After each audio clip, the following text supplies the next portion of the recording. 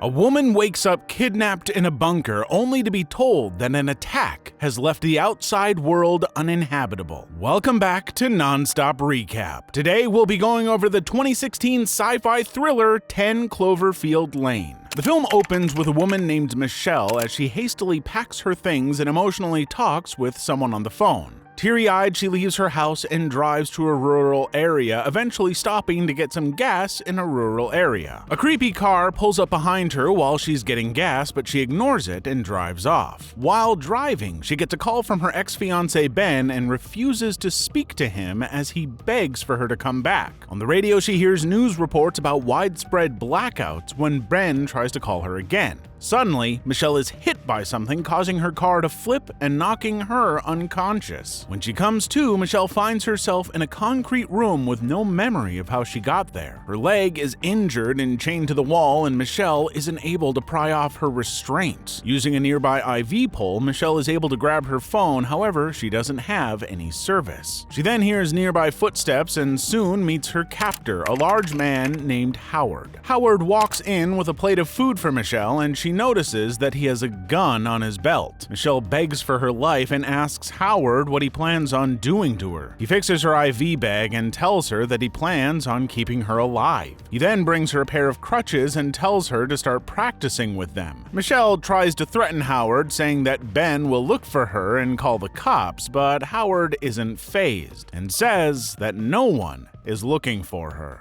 He then tosses her the key to her chains before leaving. Michelle quickly frees herself and gets dressed. However, when she tries to leave her room, she finds that it's locked. She sharpens her crutches into a shiv before opening the vent and lighting her shirt on fire, producing enough smoke to trigger the fire alarm. Howard comes in and she ambushes him. However, he overpowers and sedates her. When Michelle wakes up again, Howard tells her that he admires her effort, but she should be grateful to him because he saved her life. He then explains that she can't be set free because there was a potential nuclear attack on the surface, and the only place that's safe from the contaminated air is this bunker. Michelle asks to contact her parents, but Howard says that everyone on the surface is dead. Someone makes a noise elsewhere in the bunker, and Howard locks Michelle in her room before leaving to go deal with the person. Michelle falls asleep, and when she wakes up, she finds that the door to her room is open. Outside of her room, she meets Emmett, another resident in the bunker whose arm is injured. Michelle asks him about escaping, but Emmett also tells her that the air is contaminated. Howard takes the two of them on a tour of the bunker before telling them some rules. Howard shows Michelle the bathroom in his private room and tells her to take a shower while he keeps watch by the door because he doesn't trust her. Later, while making dinner, Howard tells Michelle about Megan, a girl that's no longer with them. The power begins to flicker, and Michelle says it might be caused by a car driving above them. Howard tells her that that isn't possible, and he proves it to her by bringing her to the bunker door where she can see outside the window. Outside, all Michelle can see are two dead and decaying pigs that Howard tells her died from the air contamination. Michelle then spots Howard's truck across the field, and she realizes that he was the one who hit her car, making her even more suspicious of him. Later, Emmett and Michelle talk about Howard's background. Apparently, Howard worked on satellites for the military before getting Emmett's help in building the bunker. Michelle tells Emmett that she thinks Howard purposefully crashed into her to kidnap her. But Emmett doesn't believe her because he saw the explosion that caused them to move down to the bunker. Howard interrupts them and invites them both to dinner. The trio sit down for a very uncomfortable dinner, and Emmett tries to strike up a conversation to relieve some of the tension.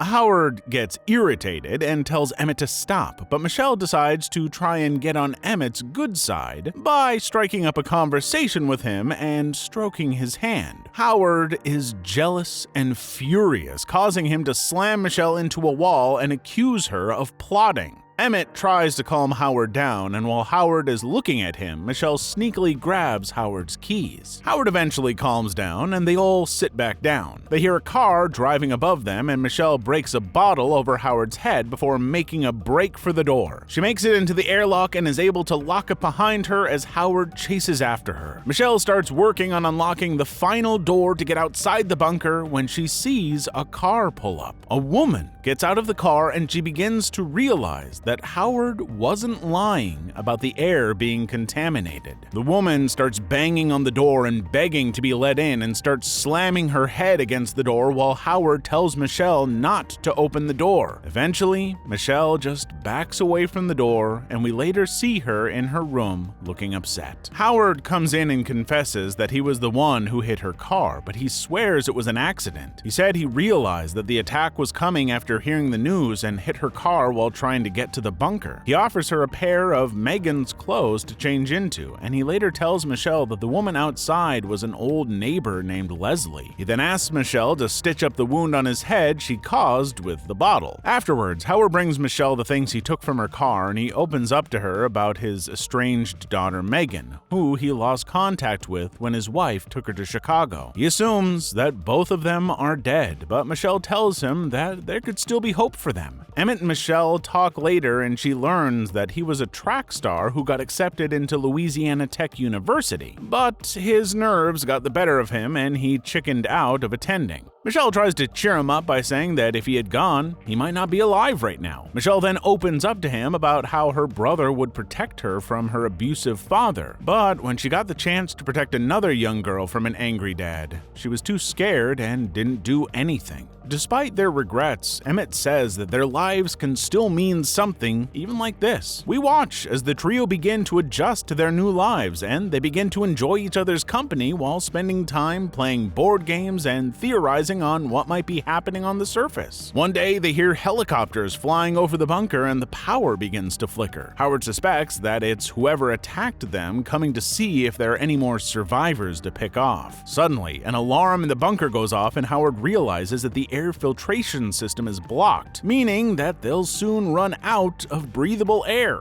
Michelle is tasked with climbing through the vent to restart it and is eventually able to make it to the system and start it without issue. She then sees a ladder leading up to an exterior hatch and discovers that help has been scratched into the glass. She also picks up an earring at the bottom of the ladder that resembles the ones she saw in the photo of Megan. Michelle shows Emmett the earrings later and tells him that she thinks Howard killed his daughter. She shows him the photo of Megan wearing the earrings, but Emmett tells her that the photo is actually a girl he went to school with named Brittany who went missing a while ago. The two then find a photo of Howard and Brittany sitting together, and Brittany is wearing the same shirt that Michelle is. Emmett thinks they should threaten Howard and get him to confess what he did to Brittany, but Michelle points out that there aren't any police to confess to. Howard then interrupts the two and tells Michelle to shower in case she gets contaminated from the air filtration system. While getting ready to shower, Michelle gets an idea for a plan to deal with Howard. She shows Emmett a design she made for a hazmat suit, and the two plan on how to get her the materials for it. Emmett sneaks a pair of scissors from the kitchen one night and tells Howard that Michelle may have contaminated his bathroom when she showered in there. Paranoid, Howard tries to dispose of the shower curtain, but Michelle fishes it out of the trash and uses it to make a hazmat suit. However, she only has enough materials to make one suit. The trio play a game later in the day and Emmett gets flustered around Howard, making him suspicious. In the privacy of her own room, Michelle continues to work on the hazmat suit, but is forced to quickly hide everything under the bed when she hears Howard walking towards the room. He ends up asking her and Emmett to come help him move a barrel from the kitchen into his room. Howard opens up the barrel and explains that it's full-on acid that can dissolve biological material, including humans. He interrogates them about what they've been doing with his tools, and he threatens to dissolve them. Emmett tries to lie and take the fall by saying he wanted to make a weapon so that he could steal Howard's gun and get Michelle to respect him the way she respects Howard. Howard accepts Emmett's apology before quickly shooting him in the head and killing him. Michelle begins to panic and Howard tries to calm her down by saying this was for her protection, before ushering her out of the room while he disposes of the body. Afterwards, Howard comes to Michelle and is cleaned up and shaven. He gives her some ice cream, and Michelle mourns for Emmett while going through his things. She is motivated to go through with their plan after looking through Emmett's things, and she continues making the hazmat suit. Hearing Howard walking towards her room, Michelle hides her things and puts a makeshift gas mask into her vent. Howard invites her to dinner, but notices a screw fall out of the vent as he turns to leave. He questions Michelle about why it's loose and notices part of the suit from under her mattress. Enraged, Howard attacks Michelle, but she's able to run out of the room and lock him in there. She grabs some coolant from Howard's room, and he eventually breaks out of her room and corners her in there. Michelle kicks the barrel of acid over, and Howard falls into it. Michelle climbs over him and goes to gather the hazmat suit and mask as the acid causes a fire in the bunker. As she leaves her room with the suit, a badly burned Howard shows up and tries to attack her again, so Michelle pulls a shelf onto him. The fire spreads and blocks the exit to the bunker, so Michelle crawls into the vent to head towards the exit hatch near the air filtration system.